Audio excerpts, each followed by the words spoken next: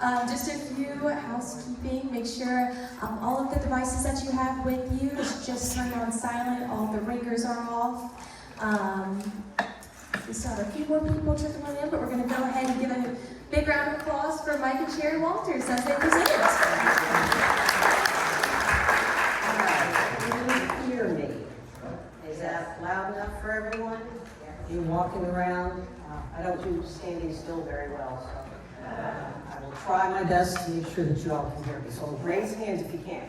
What we're going to do is, I'll start with, this was an adventure that I don't think any of us could ever imagine how spectacular it turned out, but it was. 159 days, it's originally supposed to be 158 days. We had an opportunity to learn about ABBA Voyager being in London the day that we were landing on our ship, and so we extended our stay for one extra day so we could go to ABBA Voyager. That's another whole adventure in and of itself. Anyway, so we were gone 159 days, 35 countries, 84 different cities and ports, 30-some different languages, so Bula from Fiji, and Talofa from the Samoan Islands, and Dobrodossia from the Cyrillic countries, and Dene, literally 30-some different ways to say hello. And obviously, anyway, what I'm going to do is I'm going to do a walkthrough. We're going to put the map up. We can go ahead and do that. And I'm going to walk you through where we went, because we did actually go around the world, door to door. We left from our home here in Trinity Landing on January 4th, and we got a rental car and we drove to Charlotte. So we started out here and drove to Charlotte. We flew to San Diego. In San Diego, we boarded our Azamara onward cruise ship, and we then began the fun adventure of going down to the Hawaiian Islands, from the Hawaiian Islands down to the French Polynesian Islands, and the pointer just went out. We have another battery. And it's funny, I brought an old-fashioned one. It's in the car. It's an old yardstick that I was going to use. But we thought, hey, we got the pointer. We'll use the pointer. While she's taking a look at that, I will say that, yes, we did start in San Diego, and we did head on down south over the equator. The first time you go over the equator, you'll see some fun certificates over there. They do all kinds of crazy ceremonies on a ship. Have any of you ever been on a ship crossing the equator? All right, did they do some crazy fun stuff, with Aphrodite and, Neptune and all that fun stuff? Anyway, so from the French Polynesian Islands, beautiful, we headed over to Tonga, then Fiji. So that's the Samoan Islands, excuse me, and it does not like me. Tearing. Technology is wonderful when it works. Anyway, so from the islands, I'll try and see if it's from the Samoan Islands, we came down to Tonga, and from Tonga, we then went over to Fiji. You'll see some pictures of Mike and I. It was in the French Polynesian Islands where we literally walked on the bottom of the ocean. That was very cool. And we did a lot of snorkeling in beautiful waters, beautiful area, if any of you have been there. Now the excitement comes. We had never been this far in the southern hemisphere. We came down to New Zealand, and we did 9 ports around the edge of New Zealand. From New Zealand, we came up, did a beautiful, it's called Milford Sound. You think you're in Norway, but we were in southern New Zealand. By the way, New Zealand's 2 islands. Who knew? We got the North Island and the South Island. And then we went on over, we crossed the Tasman Sea. First time I've ever been at sea that water actually got in my cabin. That was an adventure. We had very, very, very, very, very rough seas. We did fine though. Had a great captain, kept us informed. There was a cyclone, and so we had to, in the ship, just work our way around it. Thank heavens. Do any of you get seasick? You'd think someone that's going to be on a ship for 120 days would think twice about doing this. No. I just took everything I had. Acupressure, an electronic one, the elastic one. I had every medication item known to man. So if you ever need any help with motion sickness, I can help you out. I've got all the different ways to do it.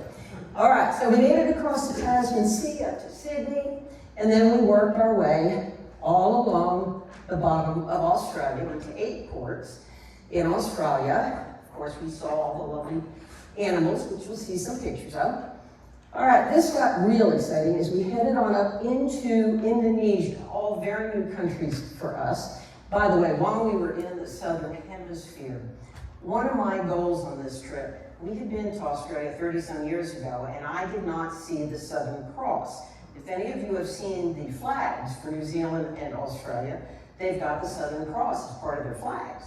And I wanted to see it in these skies, because the sky is very different in the Southern Hemisphere than it is in the Northern Hemisphere. So every night, I went out, and I did see it many, many nights. Can't tell you that I got great photos of it, but I did see it. So that was fun. That was a goal achieved, a bucket list accomplished. Anyway, so we headed on up into Indonesia, did 2 ports in Indonesia, on up to Singapore on over to Borneo in Malaysia. And yes, there really was a group, the 3rd largest indigenous group of Borneo, were the headhunters. We didn't go there. We didn't put any energy into that, but we did learn it. All right, so from Malaysia, we then worked our way up the South China Sea to the Philippines. And once we reached Manila, we boarded a plane and we headed on into China. And we flew up to Beijing. In Beijing, there are not enough adjectives to cover how remarkable seeing the Great Wall was. Yeah, we did the Forbidden City. Yeah, we did Tiananmen Square. Yeah, we did the Temple of Heaven. But the Great Wall, 13,000 miles. We walked about 3 of it. And mind you, y'all, at that point I was walking with a cane, and so those that were with us and knew me, you know, I looked like a little old lady from whatever, Pasadena, just trying to get up that, but I was going to walk, and if Mike made it that far, I was going to get there. And I did. So I accomplished it. And you know, now I'm doing better again, of course, because now I'm home, I don't need to have my knees working. But hey, you know, that's how the body is. So from Beijing, we came on over to Xi'an, China, where we saw the terracotta warriors. Again, not enough adjectives. The more I read about them, the more I want to read about them. It's just remarkable. 8,000 have been uncovered to date. It's literally jigsaw puzzles. They found these pits back in 1974. They've been buried for almost 2,000 years and did not know they were there. Literally, Qin, the first emperor of China, had all of these built, chariots, horses, real weapons, real food. The workers actually ended up being buried in the pits because nobody was to know it was there, and they didn't. It was kept an amazing secret. Remarkable. I will say, China was 2 sides of my emotional spectrum. Thrilled to experience the history, I couldn't get out of the country fast enough. Being filmed everywhere, being checked everywhere, being watched everywhere, made me very, very nervous. I was very happy to be back in free land once we got out of China. But the history's remarkable. All right, so from China, we came on down to Hong Kong. From Hong Kong, headed on down into Vietnam. And it's the reason, even though I don't have a pointer, that I gave you guys maps, because this is a lot to take in. Anyways, we came down, we did Da Nang, did Ho Chi Minh City. In Ho Chi Minh, we went deeper into the country and went all along a lot of area of the Mekong Delta. That was fascinating. I really wanted to see the floating markets, which we did. We came up to Cambodia, and then we got to Bangkok, Thailand. In Thailand, everyone got off the ship. This was originally a 155-day world cruise, and in theory, would have kept on going down the tip of India and up through the Suez Canal. But because of the war and the dangers in the canal, they took out 2 segments of the world cruise, and so all passengers got off in Bangkok. Now we had a couple of options as guests. We knew about this, obviously, before we left. We could have canceled, we could have made our trip end there. We could have just canceled the trip completely, or we could have done what Mike and I did and 10 others of the world travelers, because there were 40 of us that were on this world voyage for the first 86 nights. So what 12 of us did is we took those 5 weeks from April 3rd to May 8th, and did whatever our hearts desired. So Mike and I found a Viking river cruise that fit kind of right smack in that 5-week time period. So we flew from Bangkok to Bucharest, Romania. Obviously I would touch it, but it's a little high up. So it's up there. And we do have this very same map for you to look at closer over there. But from Bucharest, we had a few days on our own, and then we joined up with the Viking organization, Viking River Cruising Company, and we did their land extension in Romania that took us into Transylvania. Mike and I had lived in Transylvania, North Carolina for 20-some years. So we're that close to Transylvania, you gotta go, right? I mean, you with me?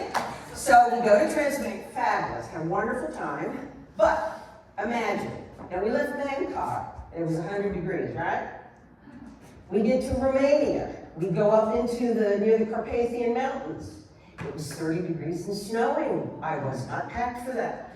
There's a picture, I look like, little orphan Annie. I've got 3 hats on, every poncho, cape, anything I could get on me. It was cold.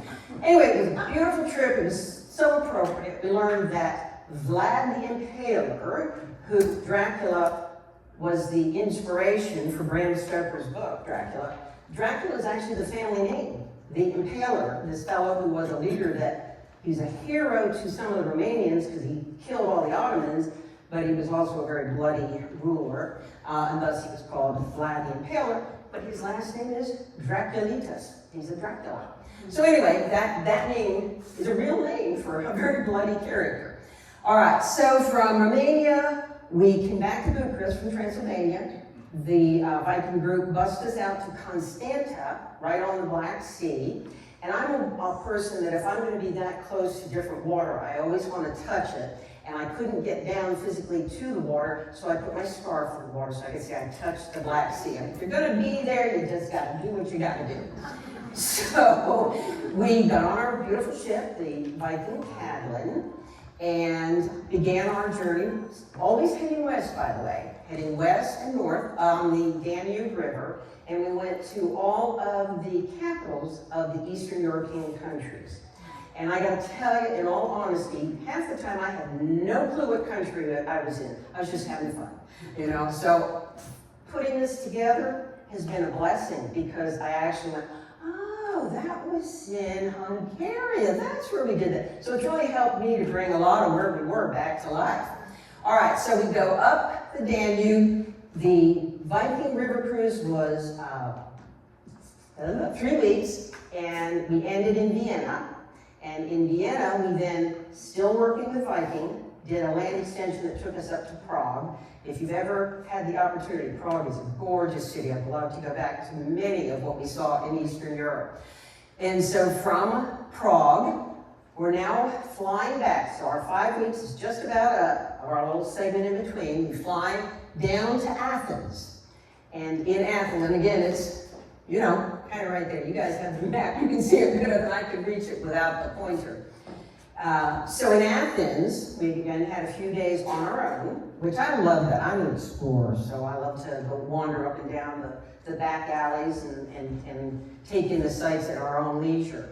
And then we joined back up with an Azamara tour that flew us to Cairo, Egypt. And like one of the ladies who spoke to me at the very beginning, that was an opportunity that both Mike and I, we were disappointed when the world cruise got changed because that was one of the things we had been looking forward to doing, was seeing the pyramids. Well, now they added that as an add-on if you wanted to go. So Mike and I signed right up. And so we had a whirlwind tour of Cairo, but it was fabulous. It was supposed to be a group tour. No one else had signed up, and they kept it going, so it was just Mike and I. We had our own private tour for 2 days in Egypt. I was in heaven. I was like a kid. All right, do you remember when you first learned about the pyramids? We were in elementary school, right? Mike and I, let's see a picture. We're sitting. You can actually go up and touch some of them. We're sitting on one of them. And I'm sitting looking at Mike going, I remember learning about this when I was about in 3rd grade. This is just not real. But it was quite exciting. So from Athens, We're in Cairo, we fly back to Athens. Now we reboard our ship, and they were fabulous. Azamara just treated us like gold. They let us keep the same cabin, so we actually left clothes in our cabin. And we just came back, and we were greeted. They had cookies in our room that said, welcome home. They had a special cocktail party for the 12 of us. We became the dirty dozen, the delightful dozen, the doubtful dozen, or anything that you wanted to put in front of it at any given time. And they treated us so well. So we all got back on board, had lots of stories to tell from where we had been, and then continued the rest of the world cruise, which went to 4 of the Greek Isles, then up the Adriatic. And the Adriatic, we went up to Venice. From Venice, we went over to Slovenia, and down the Dalmatian coast to Croatia, and then Montenegro. From Montenegro, we worked our way over around the boot of Italy, up between Sicily and all up the Italian coast. Went to 4 of the ports oh, hello. We're almost done our trip, but we got it. All right. So we're now here. The part that I can't read anyway, so this is a good thing. So we are working our way up the Adriatic, and then we come down to the Mediterranean, working up the Italian coast. Then we come across, hit a little bit of France, hit Barcelona, hit Palma de Mallorca, which is also Spanish. We go to Gibraltar and go through the Strait, come up to Lisbon, we go up to Vigo, Spain. Then one of the highlights was going to Bordeaux. And if you're going to go to Bordeaux, what do you think was the one thing I wanted to do in Bordeaux? Have red wine. You got that right. Absolutely. So Mike may no longer imbibe, but this cookie was going to have fun. Anyway, so by the way, Bordeaux, you have to go on an estuary to get there. And they have a bridge that's just like our bridge here in Wilmington. I'm like a kid in a candy shop because I'm like, hey, look at the bridge, how it goes up, that's so neat. I didn't know we had one here. I didn't even pay attention to what our bridge was here. So see, I learned as much about where I live as we're on this trip. You just don't know what you're going to learn. All right, so from Bordeaux, which is beautiful, by the way, we then continued up around the Brittany coast and the Normandy coast and hit St. Malo, Cherbourg, and Honfleur, and hit one of the Channel Islands along the way, with the cruise ending in Southampton, England. So we spent 2 nights in England, and then we did go to the ABBA Voyager concert, which is a high-tech, they're hieroglyphs. It's like you're watching them in what the 1980s, in their costume was fabulous. The music was great. And I know this will come as a shock to those that know me, but yeah, we did get up and dance. It's good music. All right, that's the trip in a nutshell, because from London, we then flew to Charlotte. We got another rental car, and we drove home. 159 days from beginning to end, 40,193 miles, 35 countries, 84 cities and ports. And what we're going to do now is we're going to start a slideshow to just try and share some of the highlights. Because as you can imagine, a trip like this, where you had 4 different cameras going, we had a lot of the pictures you're seeing around the room that were done by the professionals on the ship. Because we knew that we'd been asked, if we had an opportunity to do a presentation. So I figured, hey, if he can do some of the work for me. So he did. So that's where some of those pictures came from. But Mike and I ourselves had more than 30,000 pictures. So I have culled them down. Don't panic. I'm not going to do them for 3 weeks. I have just 800, but it's still going to be, good for 5 minutes. So slides, and I will try and fill you in. So Miss Taryn, we'll let her rip. As I said, we went to Hawaii, 3 of the islands. I may have to do a little show, I'll do a little dance. How's that?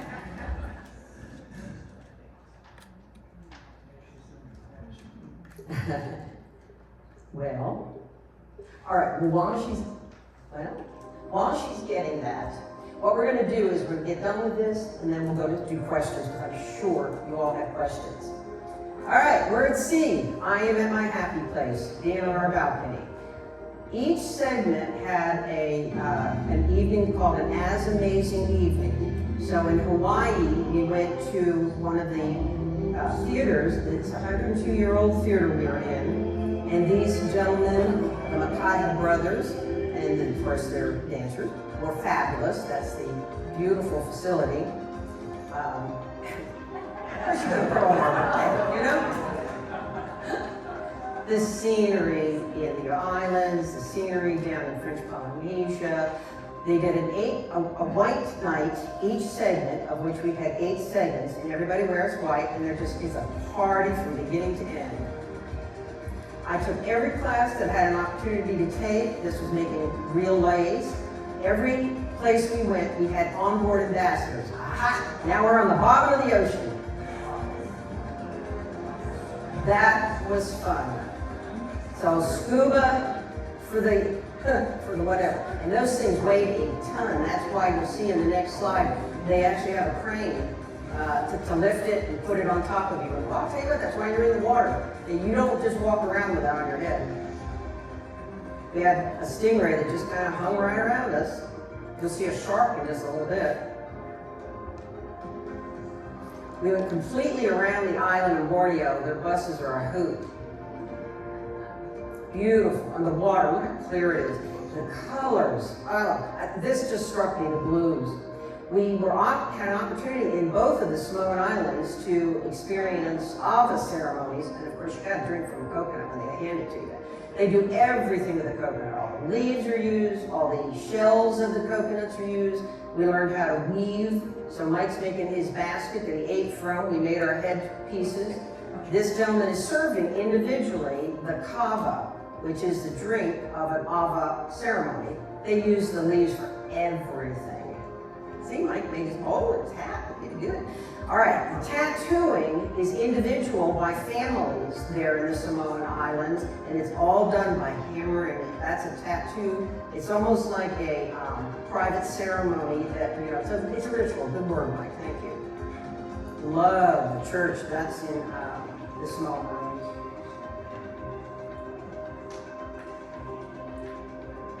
Yep, I was getting high on the kava.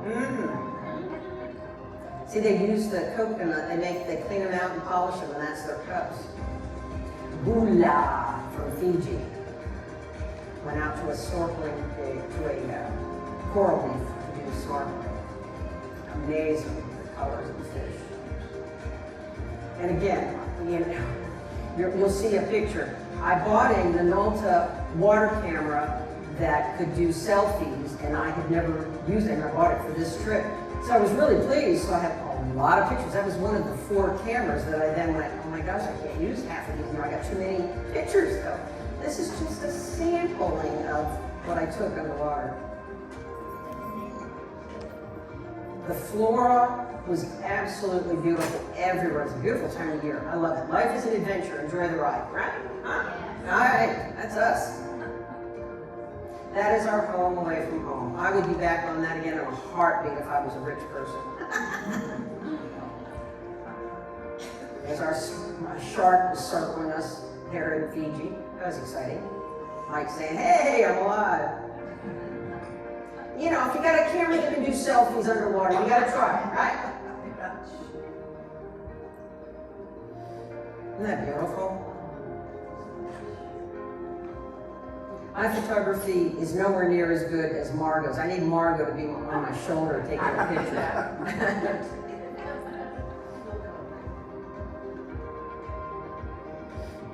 Now we are in New Zealand. This is in Brussels. It's a town that dates back to the early 1800s.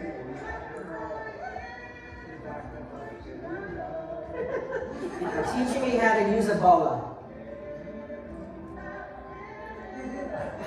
And I was lousy, but I tried.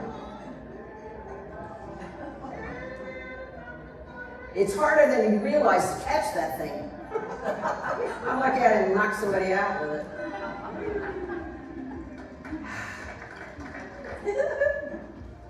Mike had to be a haka for a day. Or not. You're going to be that guy, right? to tell you what, those guys are fierce. Had an opportunity to learn about the waka. That's their form of canoe. And it's an actual ceremony itself. If you have a chance to look at some of the videos we had, they talk a little bit. Oldest church in New Zealand, 1825. And they had the village time period. So we had the temperance lady telling us, you know, hey, don't drink. And then we had the guys at the bar saying, come on in. So we were reprobates and rascals and had lots of fun. This is Auckland, beautiful city. We had an opportunity to actually be part of the crew on a 1995 America's Cup sailboat. I was in hog heaven to be at sea on that boat. Mike did the grinders with some of the other guys. They are hard, they're raising the sail. And they're heavy and they're big. Beautiful day. Yeah, I mean, do I look like I'm sad? I mean, we're talking, I was in hog heaven there. That's Auckland. Beautiful city. They even let me take the helm for a little bit. And that even was harder than I expected. That's a big ship. They're powerful with the wind and the sails, those that are sailors. And we went under the Auckland Bridge. I'm telling you, there was about a meter between us. Then we came on home. They had raised that bridge for us to get through. And this is just a little bit of a haka ceremony that we've got the full video on the laptops on the table. Their eye-hand coordination is remarkable. Look at the faces. I mean, I'm going to tell you what, you want this one. That's the bridge we went under. We went by a live volcano. They've got several that are active. This one's got a little bit of history to it, but the waters are gorgeous. Like I said, I was out every night, so I had opportunity for a lot. These are Hector Dolphin. These guys are showing off for us. We came up on a pod of them, you know, 100, 150 of them. It was fun. Yeah, he's just showing off. The guy was funny. He says, I don't think I've seen one play like that long. He just, you know, let you know he's there. We went out on the Otago Peninsula. We're still in New Zealand. That family that owns it, Perry's family, they protect wildlife preserve. There's very rare the little blue penguins, which they built these boxes and they nested them automatically. They go just on their own. And then there are very rare yellow-eyed penguins on this because it's such a protected area. And of course, we're in the land of the Keys. And no, we didn't see a live one this time. Now we're in Milford Sound, which is the fjord that just reminded me like we were in Norway. It was spectacular. As you can see, it was a pretty day. I mean, you know, now it's a rough life, right? You're having your breakfast and that's your scenery. Am I spoiled? Yes. All right, there was a storm, as I mentioned, that was raging. Our Captain Jonas let us know about it, and we arrived safe and sound, just, you know, a little water in our cabins. Sydney's beautiful if you ever have the opportunity. We were overnight there. That's one of the things about the small ships. So we got to be at the Opera House, and you're right there in the sails. You're walking around all over the theater, and so these are what we see from the distance, and that's actually inside one of the shells where we saw the Barber of Seville, which was kind of a spoof with a lot of fun.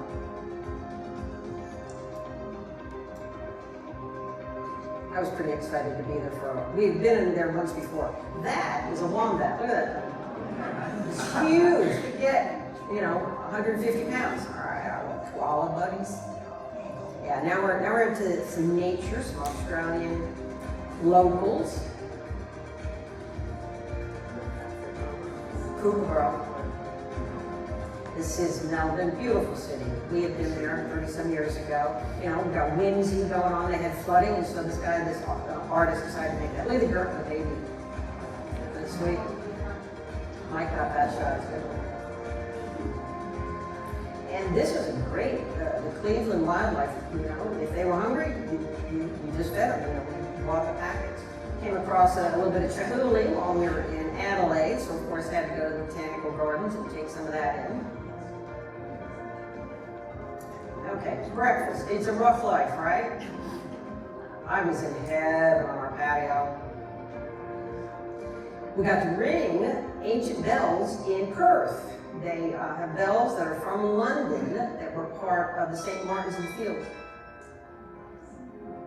Of course, I had to put my hand at their handiwork there with the washcloth. And notice the Elton John boots. I'm wearing Jose's Elton John outfit. All right, now we're in Benoa Valley, and our guide, being very gracious. I learned that the reason they do the straight walls is they wanted a very distinct entrance into their temple area. We've got a lengthy video of these, are amazing. Look at her face. She does not look real.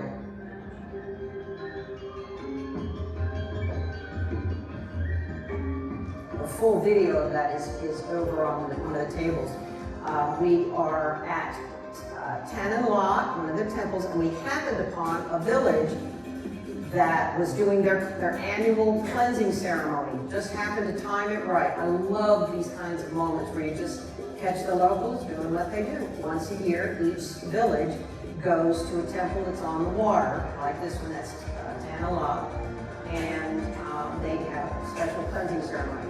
Of course, had to see some of the locals in Indonesia. Had a lovely, lovely Indonesian meal right by this rice paddy. Of course, they're covered with rice paddies. And while we ate, you can barely hear it, but you'll see them in a minute. We had a group, two gentlemen playing actually bamboo instruments.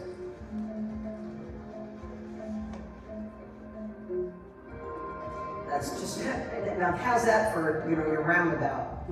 Okay, now we are heading off to the largest Buddhist temple in the world, and it's called Borobudur, and it's a 3-hour ride being escorted by police going there and coming back, and it was, we're riding on the wrong side of the road most of the time.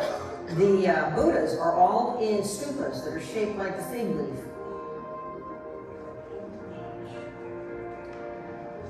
This is Borobudur in Java, Indonesia. That's our guide showing us how some of the symbols of the Buddha statues that are there at Borobudur. On to Singapore, we spent an entire day in their zoo. This was my favorite buddy. He says, "Hey, what are you up to? You got any good food? I'm just eating this crazy sugar cane down here." Amazing, beautiful, rich community, Singapore. These are the garden by the bay. They have actually got plants that they're down at the bottom. We're up on the walkway. It's an environmental marvel. First, we had to see the merlion. It's a lion that's shaped like a fish. And of course, you're on a ship. I had to show you some of the artistry.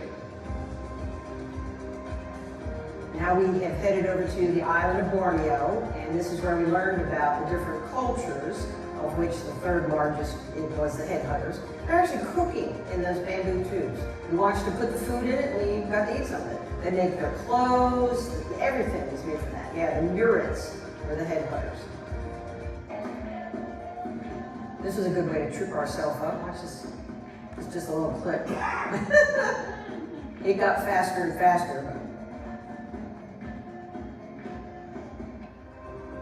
I tried, like I mentioned, every art class. I had to try the Australian dot painting. All right, okay. Those who have traveled know that this is what you look for and not that. Those are squat hands, and they are not good for ladies. Trust me. This is the airport. Yeah, I said, okay, no, didn't use those. I went, somebody said, just look for the handicap, and I did. I became handicapped real quick. The old and the new, as we headed on into Tiananmen Square. Notice they're filming everybody, everywhere in China. I love the locals. What they do is they rent the period clothing, and then they come out to their historical sites and they have fun photographing. I thought that was kind of cool. I love these young ladies. The rocks in the Imperial Garden are even more precious than the trees.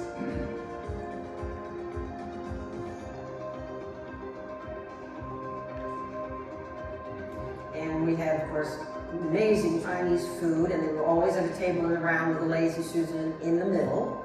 Now we'll see a little bit. I like the new, or the old and the new. Isn't that cute? Mama getting her son. Kids are kids, right? That's the temple of heaven.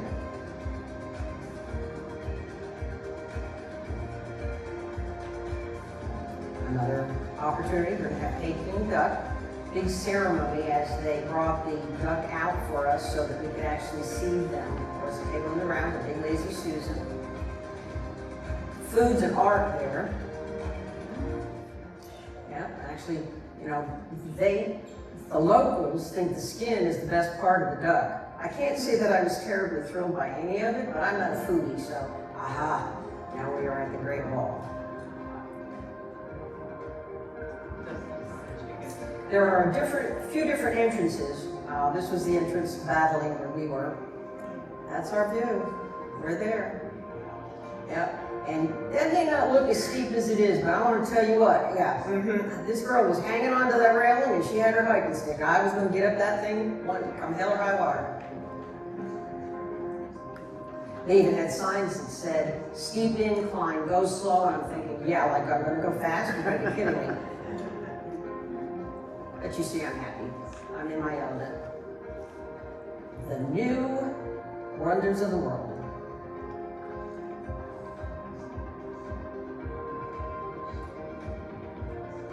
Now we are leaving Beijing, and there are millions of these apartment complexes in Beijing and in Xi'an. We're now in Xi'an.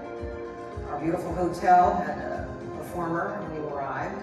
This is called the Big Wild Goose Pagoda. Now, why, I don't know, but it was. It was fun observing the hands on the Buddhas after our guide and bore on the door that told us about the different ones. This is about abundance, plenty. We got lots of arms. Flowers everywhere we travel. Mike is a terracotta. All right.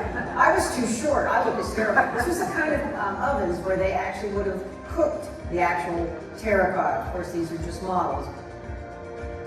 Local transport. We saw thousands and thousands of these. And locals living. And yeah, there were areas where they were barbed wire. Keep them out and keep them in.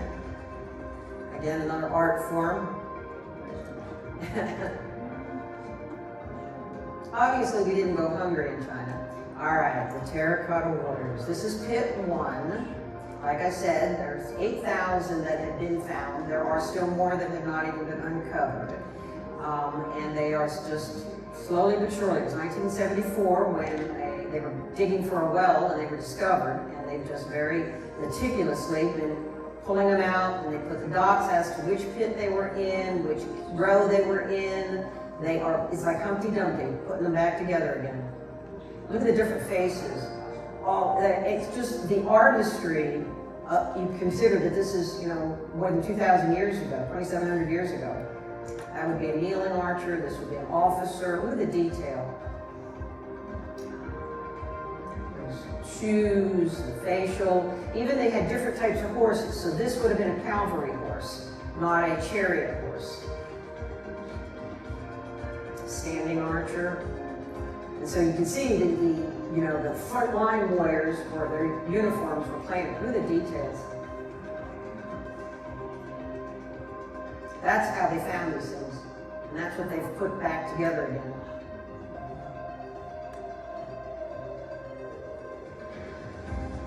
That's a form of armor. This is pit number 3. There was actually a chariot there. All right, it's nighttime, watch the sun setting. We're heading to a Tang Dynasty dinner show. Quite a remarkable production, I must admit.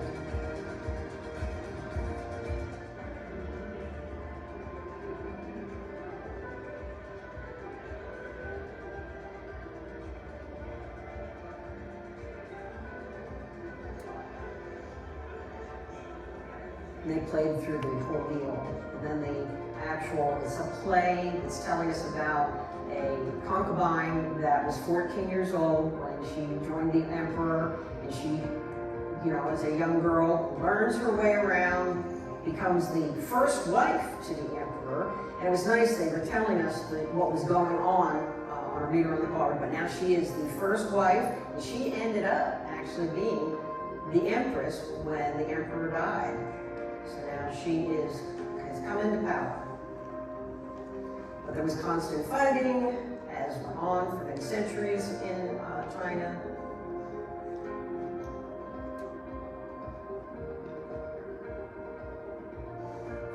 She's reached the pinnacle. The staging is remarkable. This was our hotel as we were leaving Xi'an. Again, millions and millions and millions of high rises. And this was an airport I was very happy to be getting to because we were heading out, coming to Hong Kong. We were leaving China. Yes, Hong Kong was under Chinese rule, but it was still a little bit freer. The old and the new. I love the contrast. Now we are in Da Nang. The guy was fascinating. He really likes that America's getting strong. It's fun. Had to do it rickshaw, right? I mean, if it's there, you gotta do it. Yeah. I got you. Bridges are fabulous. That's a dinosaur. Isn't that cool? A little live action on the rickshaw without making us too seasick. Little farmer just had a little plot of land. On our way, we were heading to the area at the base of a marble mountain. The marble work is beautiful. That's the things that were kind of tempting, is you really wanted to buy things like that. It's like, okay, we still had a long way to go on our trip. Like I mentioned, if there was the edge of the water, those are boats, by the way. They look like, huge dessert bowls, but those are boats.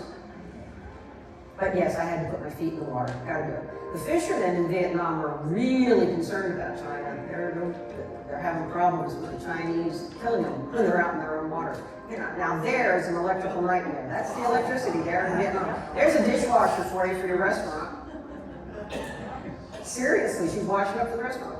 All right, we head off. We're heading deeper into the Mekong Delta. Had a lovely meal at one of the roadside restaurants. And this is a Kea-ism. Vietnam apparently has all sorts of different religions. And this was just a beautiful little temple that we were right next to.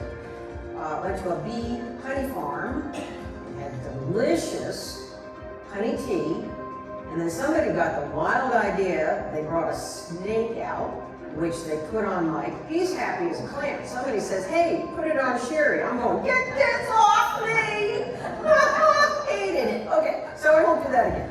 Anyway, now we're heading deep into the Mekong Delta. You notice I'm happy again, no snakes, thank you.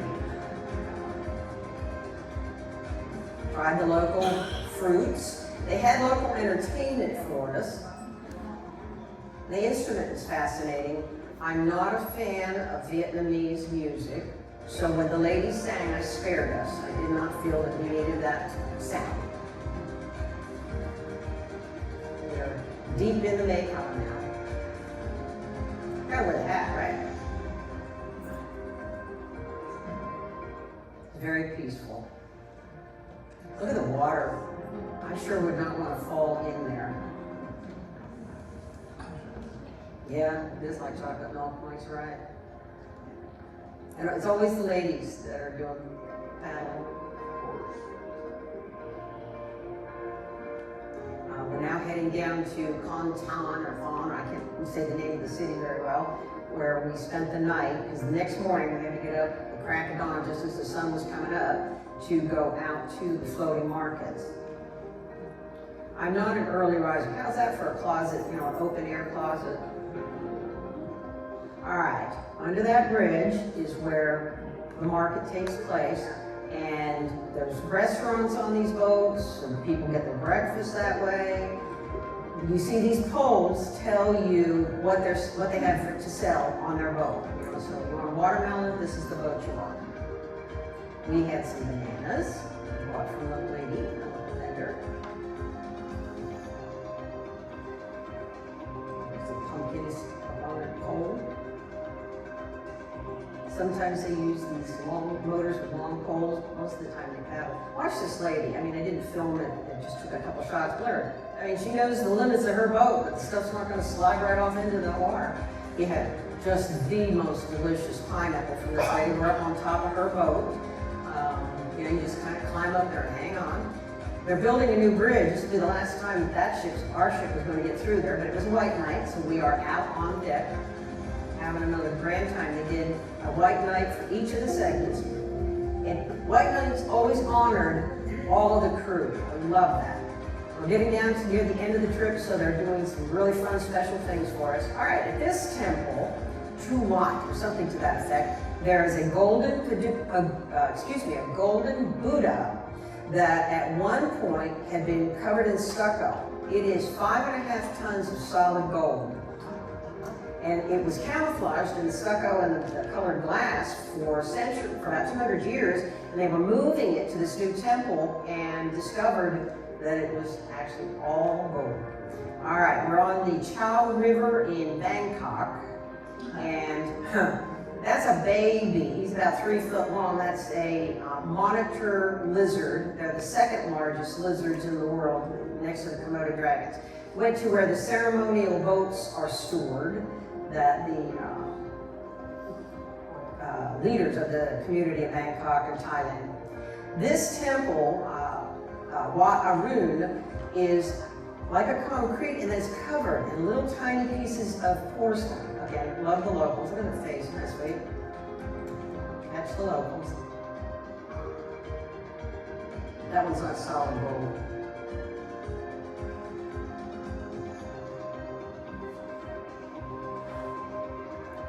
If you ever see a picture from Bangkok, you'll see that's the image of the water.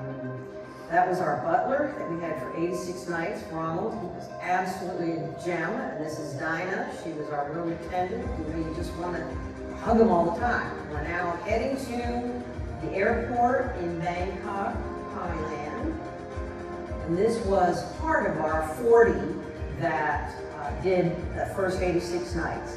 Now we're in Bucharest. That's now the largest Greek Orthodox, or Orthodox rather. This is the Palace Parliament, the debacle that Ceausescu, communist dictator, created, that any ancient stuff remains because he built all these communist blocks, tore down 3/4 of old Bucharest. Now we've gone up in Transylvania. We're at the Pelesh Castle. It was the first castle we went to. Beautiful part of the world.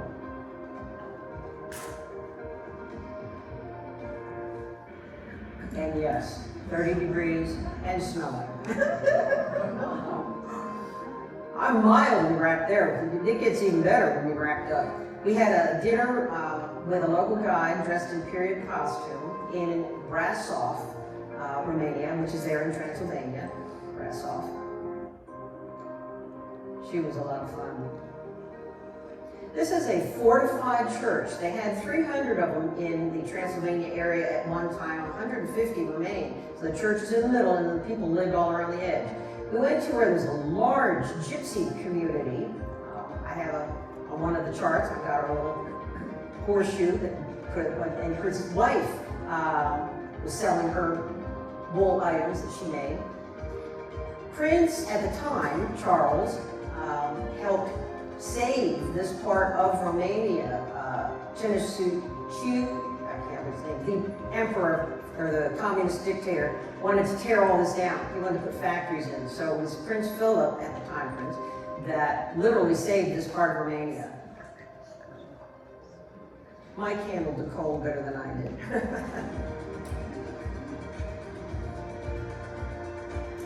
We're now at the castle that, yeah, look at me, that was for kind of the image that we picture for Dracula.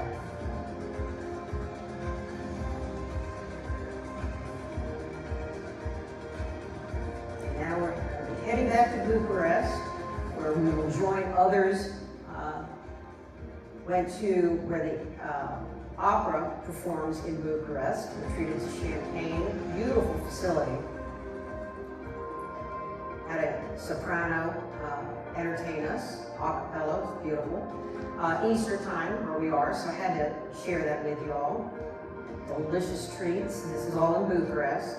Neat little cafeteria, right in what remained of some of the older part. Now we are en route to Constanta, Romania. Sorry for the blur of the bus. Constanta has history that is just remarkable. Greek, Roman, a lot of different countries. All right, notice it's a selfie, so thus everything's backwards. We're getting on the Cadlin. We are now in Bulgaria. This is Plevens. That's the Cyrillic spelling of Plevens. That is the Cyrillic spelling for Viden, V-I-D-E-N. You never know it by looking at it.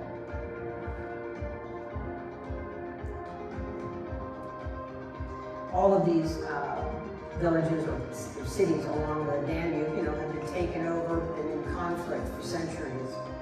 So a lot of fortresses. Again, we had a lot of beautiful weather. We are coming into the Iron Gate.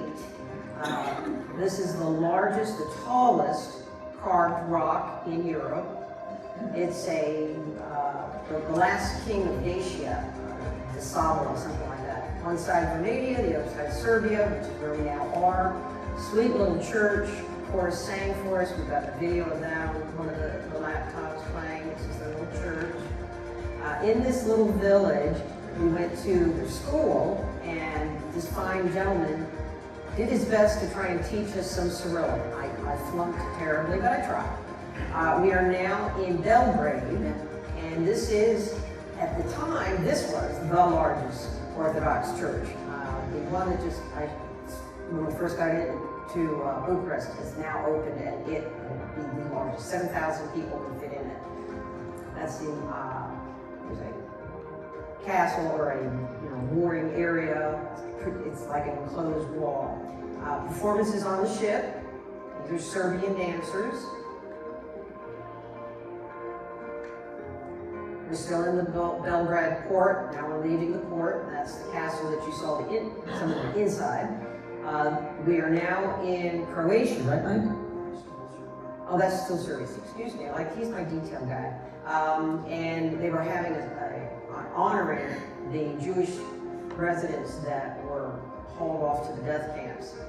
Beautiful, beautiful. This is Nova Sad, that's right. And we got to dance. Their locals were dancing to American jazz music, and so of course Mike and I joined them. Now we are in Croatia. This is Ilok. This is Easter Sunday, and the people are outside because the church is full, so we joined them.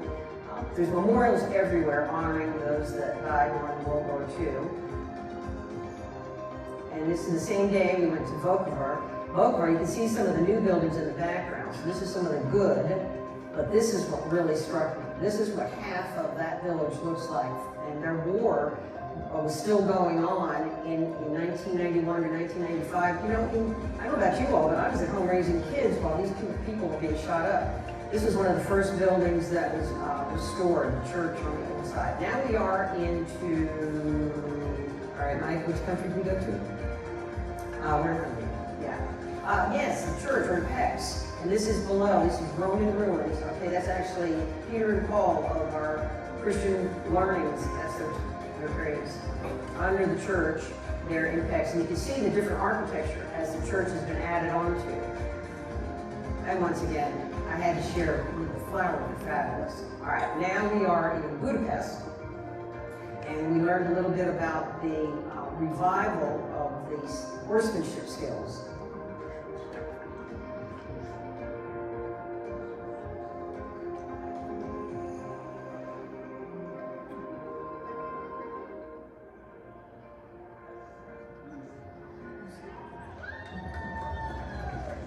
I wouldn't try that at home,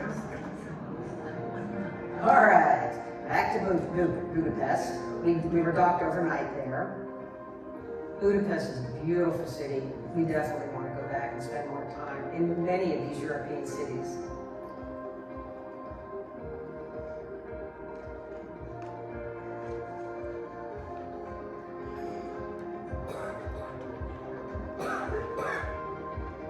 The guide gave us such interesting history about, when this was under communist rule, how, they fought to protect things as they were trying to put up all kinds of communist symbolism.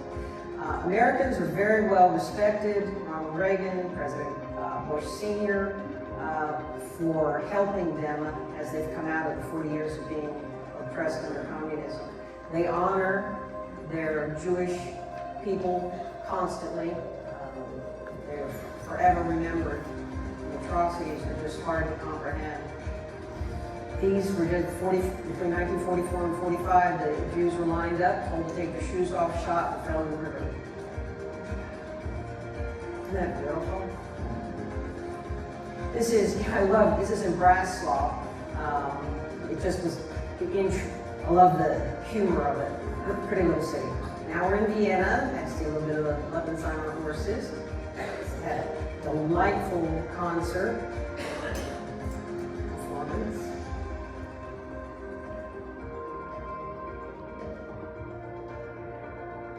Went to a beautiful art museum. Vienna's got a lot of beautiful art pieces. They've got a library that you can spend a weekend just studying the art that's in it. We got to hear every single bell in the cathedral because they were honoring the passing of the Pope, our buddy Strauss. And we are now back in a vehicle heading on into Prague. Gotta love it. Right by the waterway. The Lenin Wall is where they kind of carry out, this is a rather, fuck Putin, end the war, rather descriptive. Kind of put it out there. Isn't that beautiful?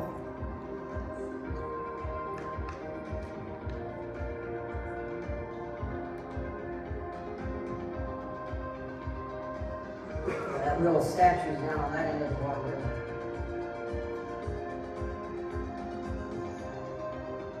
This is an astronomical clock, and all these figures move. So we went to a cafe that was right across the street from it, so that we sat there and we watched it. We were kind of at eye level with the clock. It was really cool. It's the Mozart Cafe and Hotel, ever in Prague. Right across the street from the astronomical clock.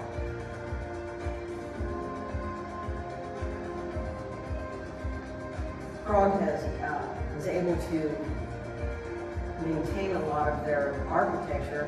A little whimsy. It was right by our Hilton Hotel in Prague.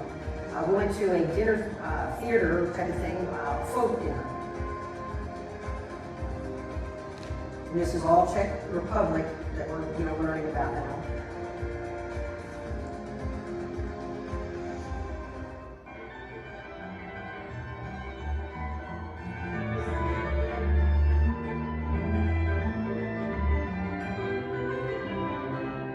Thought of our dulcimer players here as he was playing. Local food there. We learned a lot about the resistance in Prague. The Heinrich Reinhard had come in there and kind of taken over. He is the one, the architect of death is the title they gave him. He's the one that came up with the final solution of the terrible killing of the Jewish people. So he was assassinated there in Prague. Very brave. All right, we are now in Athens.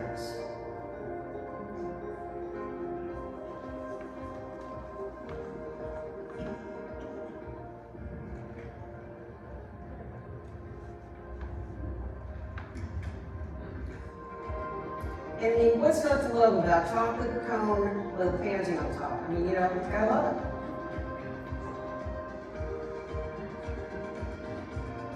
This was a beautiful time of year to be in Athens. We had been there many years ago, and it was hotter than the Dickens in July. But this time of the year was fabulous.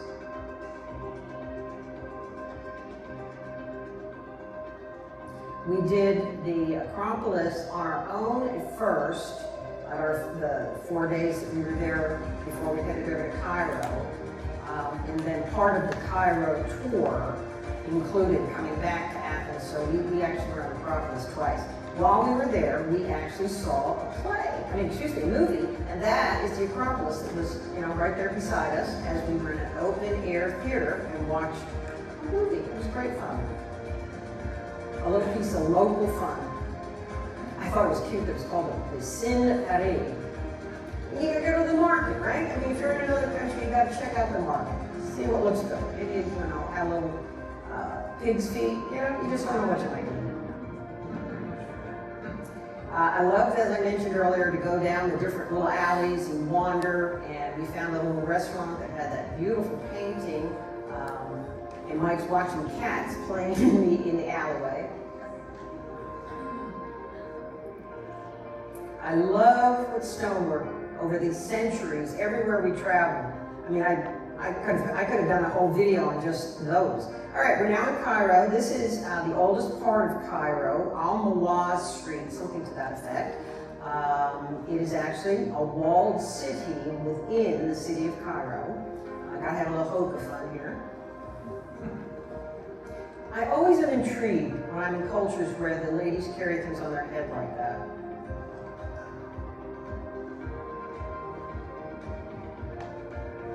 Now mind you, we were the only two people on this tour, so this was absolutely our own private tour of this amazing city.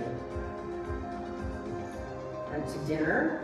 I can't say that I was a huge fan of it, but we did it. I tried everything.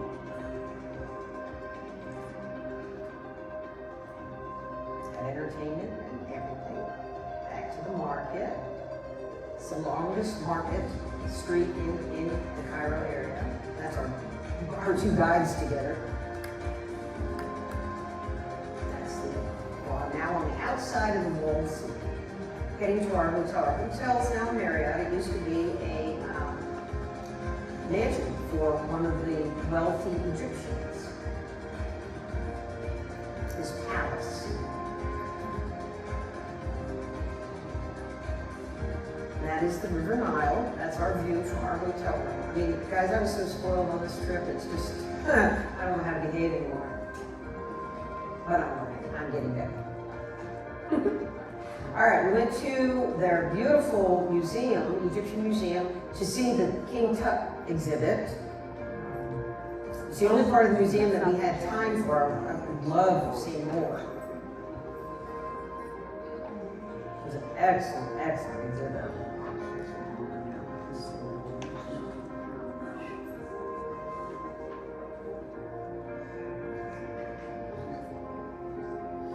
And then we're heading over to the pyramids, and fascinating learning how much went into the architectural development of the pyramids. And there they are. And I was like a kid in a candy shop there. I probably took 1,000 pictures there alone that I had to comb through. The pyramids originally were all smooth and white on the top like that. That's all worn off. Yeah, we are on pyramids. Yeah, that would cover the entire pyramid. And there's this Sphinx. It started out with a big rock, but then they added to it to make the lion with the human head.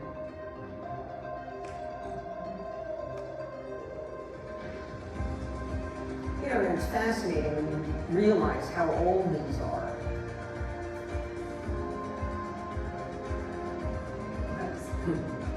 That's the name of each of the pharaohs are done in these ovals. This is a museum that is right there at the Giza pyramids.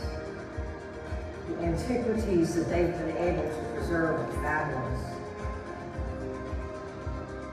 Now we are on the Nile. We were given a dinner cruise as part of our tour package. The Queen of Sheba there. Our guide picked up my phone and said, here, he's filming entertainment on our ship. There's the Nile.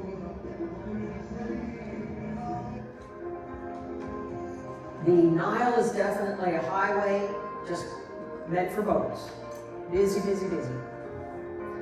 We had entertainment all night long. Mike never even paid attention to the belly dancer. He was so busy eating. Amazing talent, though. Now we are back in Athens. This is the southern tip of the peninsula south of Athens. That is the Poseidon Temple. Dates back to about 700. Forget that. That's the Acropolis, of course. All right, we are back with our guide now. The Acropolis.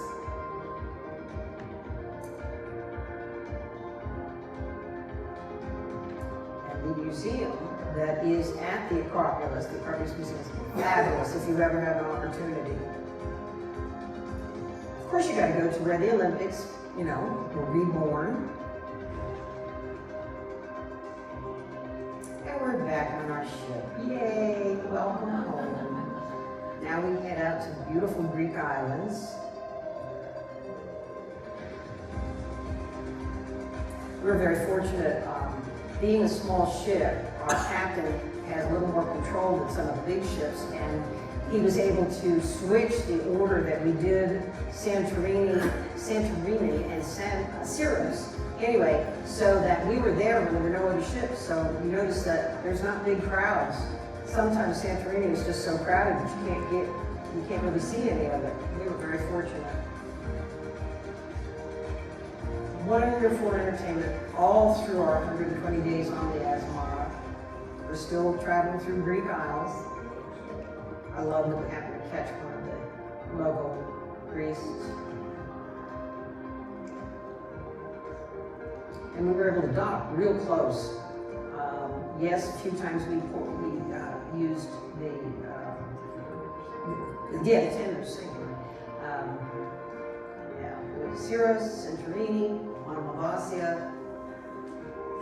Monomovasia is an island that they made a man-made causeway that takes you out there. Yes, of course, I had to touch the water. I mean, you know, this is Sherry traveling around the world. We climbed the entire mountain of Monomovasia up to these ruins that date back to 1st century. Remarkable, it still remains. That's the causeway. So there's the mainland. We're up on the top. Up with the ruins. That's our ship down there. It's kind of a fun shot I found. Yep, beautiful flowers even up there. Lovely pie.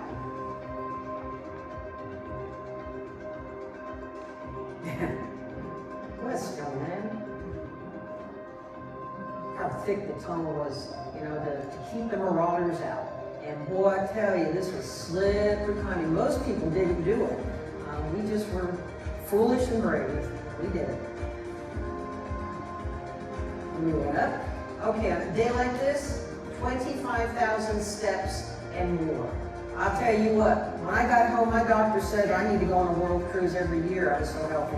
And then, of course, you have to have a banana split. I mean, you earned it, right? Come on. Hey. Hey, we know how to travel. Yes. I did have to put my feet in the water again. What can I say? That is the walled city, and we were up there. Oops, we lost this again. We were up on the top. Boy, I sure feel we're up.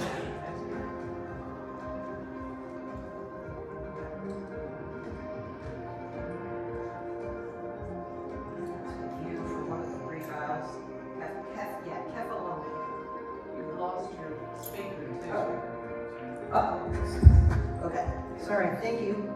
All right, most of you will recognize that, Venice. We actually docked in Chioggia. You might see if you can get that going. We had been to Venice before, so we went to the Peggy Guggenheim.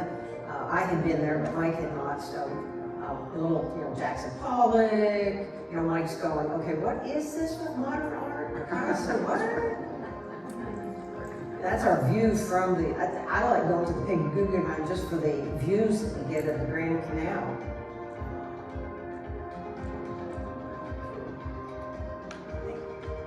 I always look for the locals. She's talking on her cell phone. And I love catching the entertainment right there in St. Mark's Square. We are now heading back out. We are leaving Chioggia, and that is one of the gateways, the MOSE, the Moses that were built. We were tired. We did dinner on the dock, on the balcony.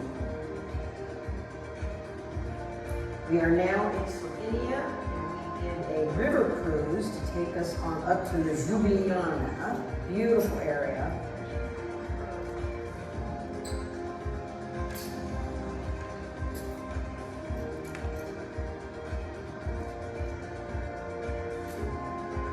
That is the Ljubljana, Slovenia.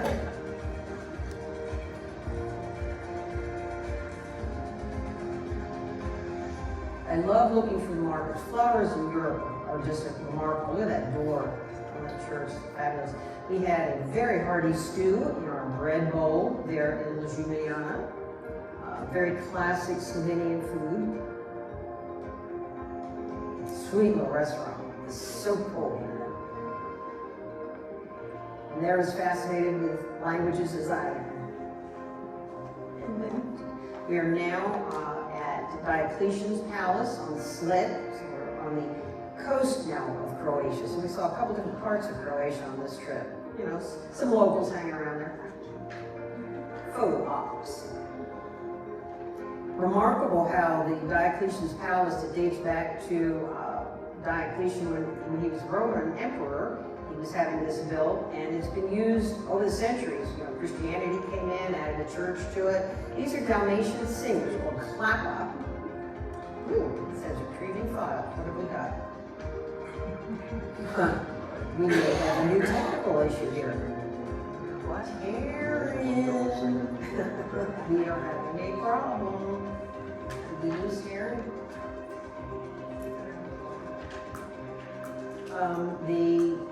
It is stuck on, oh, okay, there it goes. That's back in Bonambasia. The wrong way. Yeah, it's going the wrong, yeah, thank you. Backwards. Yeah. It's now going, we just hope it'll get past this. All right, so we're back in Greek Isles. I mean, I know I loved it there, but you know, hey, there we go. There we go. Okay. We're almost to where we lost it. Keep going. Keep going. All right. We'll see if it takes it from here. There we go. Hopefully it'll get through this. You can go a couple more. Yeah, a couple more. All right, now we're at Diocletian's again. We're at split. All right, hopefully it'll keep going. We were at the Dalmatian Singers, the Klappas. They find a little alcove there in the Diocletian's, where the alcove, the harmony just resonates off the stone. It was beautiful. I recorded a lot of it, but I took so many pictures, my phone kept saying, there's no more room, so I ended up deleting them. We are now on Dubrovnik. Interesting history there as we learned about the battles that took place there in 1991, you know. Beautiful area. That's our ship, just you can see how close we can come into a port.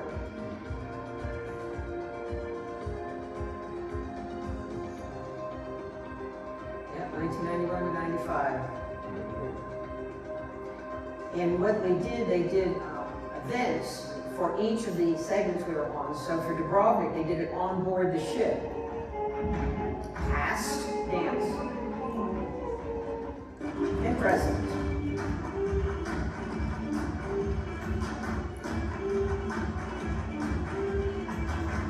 As amazing evenings or events were an opportunity for us to get deeply immersed in the cultures of the countries we were in. And they did one for each segment, so we had a total of 8 as amazing events.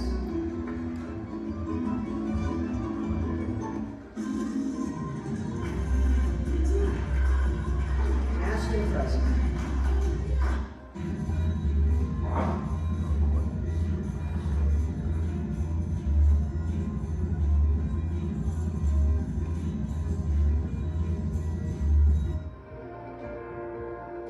We are now sailing into Montenegro. It's another walled city. All of these cities have had to protect themselves for centuries, and they're heading through the wall.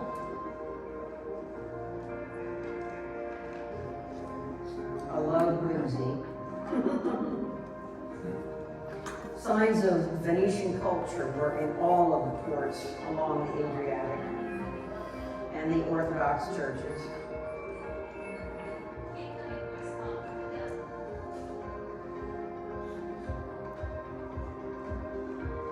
Every nook and cranny gets put to use, and it rained, and that was interesting to watch as everybody was ducking into whatever little alcove you could find. This pasta bar was a hoot.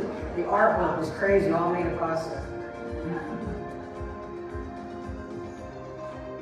And yes, it's still springtime, and everything's lovely. Look Look at our boat right there with all the little guys. We're the big guy. Cats everywhere. And we are now saying goodbye to Montenegro and the Adriatic. And there's signs of World War II, the German bunker where they used to hide the boats. Heading out of the Adriatic, heading to Italy. Come up around the route, right between Sicily. And so we went to Santorini, and Mike and I went to Herculaneum. We had been to Pompeii previously, so we went to see Herculaneum. Very, very amazing the amount that has remained once they started uncovering it.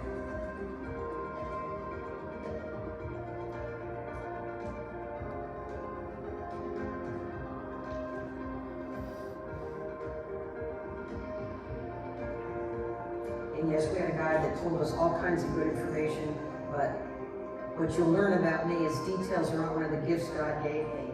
All right, it's fascinating. These were where boats were stored and warehouse goods were stored, and that's where they thought they might be safe, and they were smothered by 20 meters of the volcanic materials. Didn't stand a chance. That's leading out to the ocean, and that's leading, see how the city had been built up right on top of this. It was so covered, they just built around it. That's Santorini, and that's what we had to climb up to get up to Santorini. Entertainment on board as we continued cruising up the Italian coast, and now we're in Civitavecchia. We stayed in Civitavecchia, I couldn't get that one out, rather than going up to Rome. We had done Rome before, and then we did Livorno, which is like a little mini Venice. Headed over to Porto Venere, where Mike and I then got on a little boat that took us to the Cinque Terre, where we did some hiking.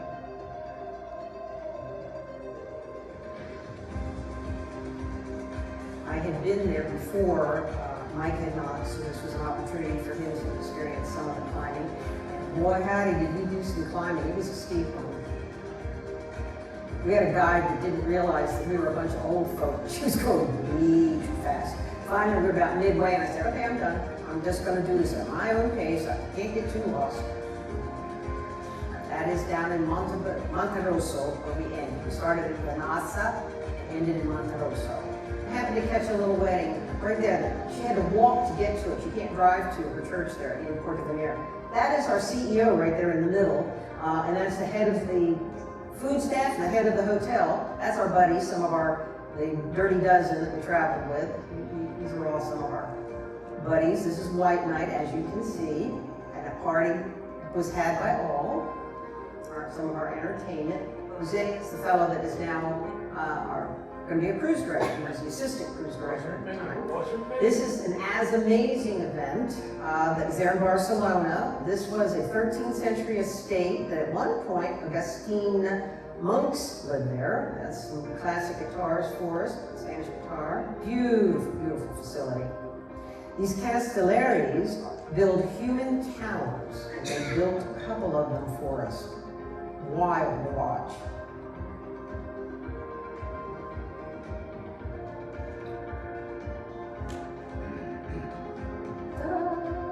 They actually did have a drum roll as they were doing this. This is inside the performance hall part. We were treated to some traditional flamenco.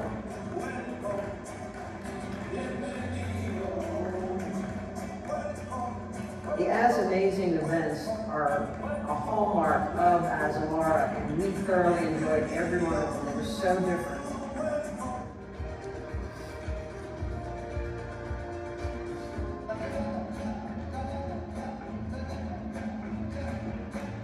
The view out the back is all vineyards.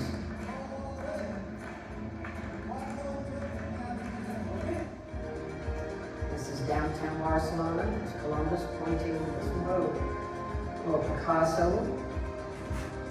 We went to his museum. We had been to the Picasso Museum before, but I'm fascinated with his old work and then how he progressed to his more modern.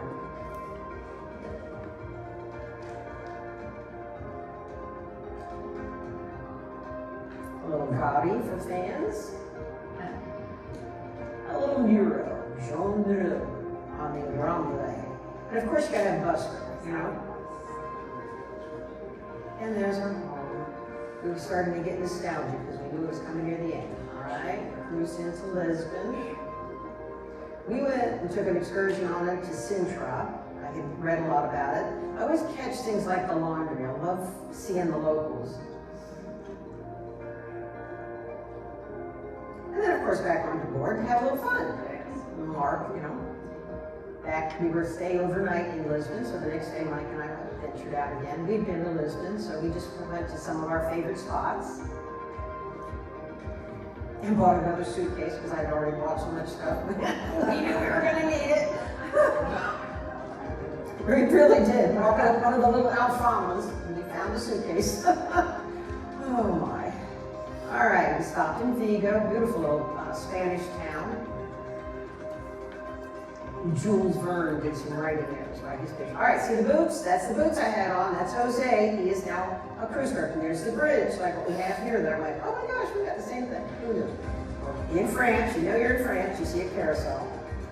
This was one of our events. This used to be a German basin where they built and protected their U-boats.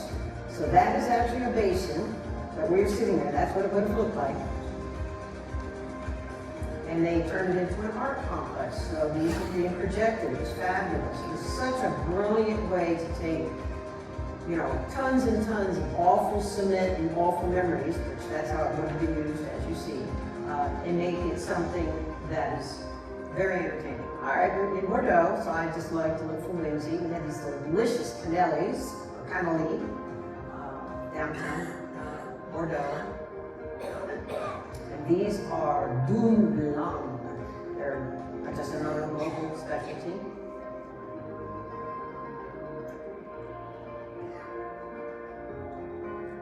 And of course, I mentioned, had to have some wine. That was the little cafe where we were. And coffee, you know, you gotta have a chart to figure out which one you want. This is St. Malo. We had a little bit of rain there. Beautiful, beautiful walled city in France, Brittany. Now we are in the Jersey Islands. We're in St. Peter Port. They're celebrating their liberation from the Germans. That piece on top is all crocheted. It's beautiful. And he's having a chat with Victor Hugo, you know. Flowers in Guernsey were just, again, above the top. And of course, back on board, we had our entertainment. Great young people. Always have, this is Cherbourg, this particular memorial, but there's always memorials in Normandy and Brittany honoring the Americans. This is Honfleur, beautiful community. Artists loved it, especially during the Impressionist time period. We are back on board. We know we are heading home, so our chef created an amazing dessert for us. That we shipped using luggage forward. That's 3 big bags. And that went with us to our London hotel. Yeah, the turquoise bag is the only part. Now we are in London. The clothes went, the bags, and that is the Ava Voyage Theater, specially designed for their remarkable technology. And yes, I splurged for us with first class. And we were shocked. Our kids met us at the Charlotte Airport. We had no idea. And there's our gang. That's our 12 crazies and a couple of extras. And we have gone around the world.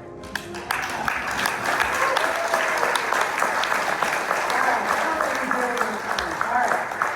Questions. I'm sure you've got a bazillion of them. We'll be more than glad to do our best. Mike is my detail person, so what I don't know, he will gladly fill in. Questions? Yes? When you wanted to buy street food in all these different countries, what did you use for currency? Good question. Well, being in 35 countries and we wanted to buy street food, what did we use for currency? Well, we made sure that either they took euros, US dollars, or we didn't buy it. You know, I did not want to come home with 35 different coins in my pocket going, So we we limited what we bought as far as, it was either a credit card or a lot of places took US dollars, it was interesting, or took euros. So that's how we handled that. What else? I'm sure you had questions about how we pack, how we plan. Yeah? You stated the southern hemisphere sky is so different. How is it different? Because your constellations, the questions about the southern hemisphere sky being different, you are literally on the bottom of the globe, the bottom of the, oops, let's go ahead and put that in the map up. Can we keep that up? So being down there, the sky is different. So how you're watching the moon travel through the sky, how you're watching your constellations, Orion's belt, it's just different. You're on the bottom, so you're looking up instead of looking down. It's hard to describe because like Columbus, discovered, or the Magellan and everybody, the world is really round, so what you see is different. So it is a different sky because we don't get the Southern Cross here where we live. It just never will show up. Yes, Susan. How did you pack? How did I pack? I started packing probably 5 months before we left because I started with the, I'd like to take these, but it isn't going to fit. And we originally didn't know we were going to be able to keep our stuff in our cabin. So I thought we were going to have to cart everything that we left home with here when we got off in Bangkok. And with me having a rebuilt neck, I knew I didn't need to be lifting a lot of bags. So I just had a smaller bag. Now it's still a big bag by, standards, but not a big bag. So I just very carefully started out with, 2 tops that were short sleeve, 2 tops that were long sleeve, 2 long pants, 2 short pants, 2 dresses. I literally went with the number 2 and then started stuffing in the suitcase what would fit. Took everything that could be washed. We were fortunate, our cruise ship that we were on for 120 days, laundry was provided for us as part of our package. So I just wanted to make sure that anything we took was machine washable, machine dryable. So none of my good stuff that, if you throw it in the dryer, you never wear it again. And we did the same thing with Mike. Yeah, go ahead. Now the guy's version of packing. Oh yeah, he had it made. Okay, she did 5 months, I did 5 days before we... He did, he really did. On a 2-week cycle and figured I'd pack enough if I didn't do laundry for 2 weeks, I'd fine, put this in, put that in, and it all worked out just fine. But again, 5 days, 5 months. Yeah, and he's completely accurate, but you also notice, if you're looking at the pictures, that you'll see Mike in the same shirt in probably 50% of the photos. And you'll notice that I am not. You're not nervous. But it is the reason that I either buy when I'm traveling a lot of scarves, and that's how I, that's what I bring home from travel, is jewelry and scarves, because they pack. Of course, I ended up, like I said, we bought another suitcase, so, What else? Yes? So when you cross the equator, they get like a special ceremony that they do? Oh, when we crossed the equator, the crew got dressed up every time we crossed. Of course, we crossed the equator going south, and we crossed the equator going north. And so they dress up to look like fish. They dress up to look like Nefertiti's and King Neptune, and it's all just a big spoof. And what they're doing is any crew members that it's their first time crossing the equator, they get dunked in the pool. They get, teased, and they get covered in muck. And so even our captain, got all covered in goo and stuff. I mean, I've got photos of all this, but just not enough time. Anyway, so they just really ham it up is what they do. And all of the passengers, like Mike and I, that it's our first time crossing the equator, you can kiss the fish. So that's the picture that's over there by the equator, wherever that sign is over there. Mike and I kissing the fish. So we did it. We didn't have to do it the second time. By that time we were pros. But I'll say this, the one thing you've got to be very conscious of traveling this many countries is constantly be checking for visa requirements and things of that nature. And so we used the site with the State Department and a site that Azamar provided for themselves. So I was constantly checking that because it's your responsibility. The cruise ship will guide you, but it's your responsibility to be certain you've got all of that right documentation, because if you don't have it right, you don't get off in that particular country. So that's a constant thing to be preparing for. Mike and I made a good team. He did a nice job of making sure all that was handled for us. Yes, Dick? What about pickpockets? I being a world traveler, even before this trip, I'm anal retentive in protecting myself from that. We had no issues at all. But we just make sure we have everything that's right here, right in front of us, right on us, and not anything of terrible. We have photocopies of our passport, not the originals, unless it was required by the place like Singapore. You had to have your originals. So those you got literally in the money belts that are in your, inside your body, close up tight to you. So we had no issues, Dick, but we are real cautious. So, never have had a problem because we are so. We just never have anything in a back pocket, a side pocket, nothing loose, nothing that somebody could grab, and pull off as everything's crossbody. So, I could talk to you, even more in detail on that, but does that answer that okay for you? Okay. Yes? So you felt pretty safe through all your travels? Very safe, yes. Some of it is because we were well versed. I make sure I read a lot about where we're going before we go. That's why, just for those who wondered about that, I had a book for every single place we went, 35 countries, thank you very much. We didn't carry them all. What I did is I literally ripped pages out of books and put them in little holders so that I had a stack of these to take with me. Unless I was in a country like we were in so much of Eastern Europe, I literally pulled out the pages of where we weren't going and took the book, but just a reduced thickness. So, but we were very safe, thanks. It was, we listened. If they said, don't go to the south side of blah, blah, blah, we didn't. I like to wander, but I just make sure that I know where I can wander. What else? Did your phone work everywhere? It did, yeah. We had very good phone most of the time. Out in the ocean, let's face it. We were 5 days out from San Diego to get to Hawaii, so you're in the middle of the Pacific. But we really had very good signal. And Verizon was fabulous. For those who are going on any kind of major trip, I don't know what, as that changes, but this was the very best trip we were ever on from a standpoint that, Mike can speak to The the Verizon Ultimate plan was sensational, did everything we needed to do. It worked literally everywhere except one place, oddly enough, American Samoa. Yeah. It just didn't work. But everywhere else, everywhere. So, can't speak enough. At least our carrier, Verizon, was excellent. My biggest problem was my phone kept telling me that my Google account was absolutely overflowing because I had turned so many pictures. And Mike was backing them up, but I was wanting to post to Facebook, and I didn't always post every day, so I didn't want to keep subtracting them. But I ended up having to delete, that's why I don't have some of the videos of like the Dalmatian singers. But, I still have 30,000 pictures, so. Aren't you glad that I reduced it down from 30,000 to 800? We'll be here till next year. What else? Sherry, Yeah. for 159 days, how could you take everything in? Oh, that's a good question. Susan's asking, how can we take this in? 159 days, 35 countries, all the different languages, like I just started off today, saying the Grosso, Tafalula, all the different colors.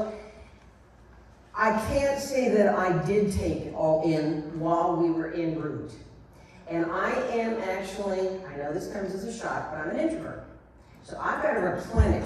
So I need quiet time. I need to be by myself. Now we're on a ship and we're with 40 other people, or on a ship that's got 740, 750 people.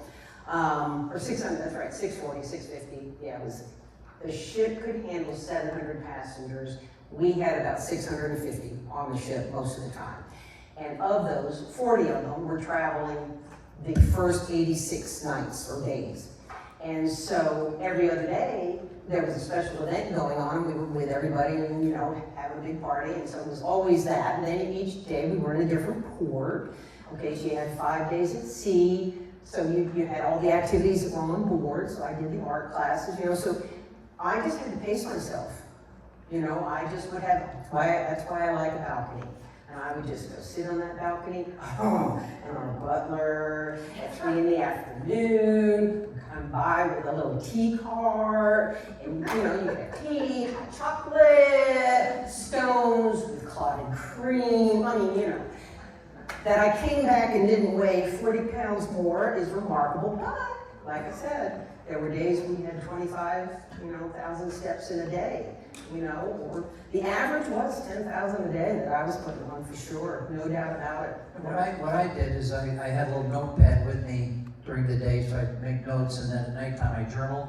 So I journal every day, so to try to capture all of it. And I gotta believe I should have became a doctor, because I go back and try to read it, I can't read it. It's like a prescription, but I make it get through it. It's like that Cyrillic alphabet. Anyway, so that would be a way to retain some of that, because we were doing that with our pictures when I would back them up on our laptop, just to have them be sure we recovered them. We would say, what did we do last week? And now we're trying to go back in, and it's helpful because you go back in and see what we did at the beginning. So the journaling was a real benefit. If he's right about the handwriting, go ahead, Ron. We probably could count it on one hand. It rained a little bit in St. Malo. We had the storm out at sea. We had a couple of those. The one that was really bad in Tasmania. The weather was outstanding. You saw the snow and different stuff like that, but really, honestly, she's right. It was very little that disrupted anything. Anywhere. Yeah, it was remarkable, actually. It really was.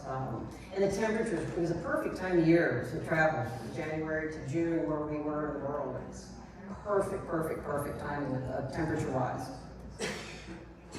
And I was going to say, we'll stop so you all have a little time to look at the exhibits.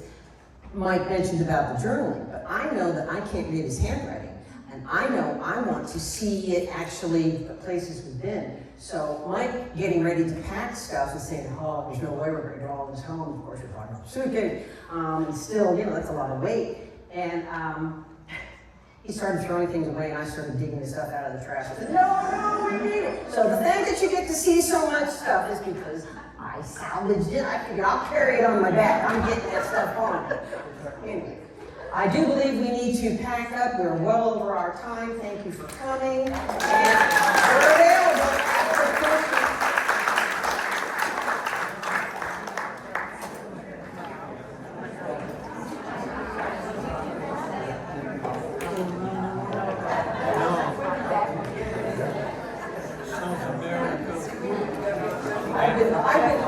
I've been looking at this picture.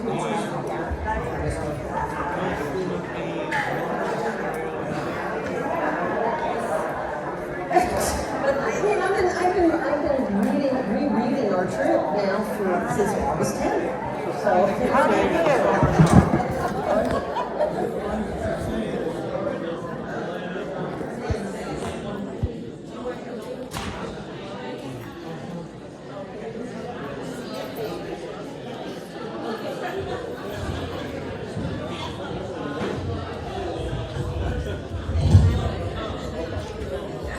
Wasn't that beautiful? That's great.